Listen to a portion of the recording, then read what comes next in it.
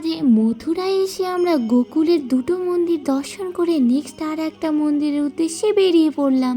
আর দেখো আমরা পৌঁছেও গেছি ব্রহ্মাণ্ড ঘাট মন্দিরে। আর এটা ছিল যমুনা নদীর তীরে। এখান থেকে যমুনা নদীর ভিউটা জাস্ট অসাধারণ। এই মন্দিরের বিশেষত্ব হলো ভগবান শ্রীকৃষ্ণ ছোটবেলায় একবার মাটি খেয়ে নিয়েছিলেন, আর মা যশোদা যখন তাকে মুখ খুলতে বলেছিলেন, কিন্তু ভগবান শ্রীকৃষ্ণ কিছুতেই তার মুখ খুলছিলেন না।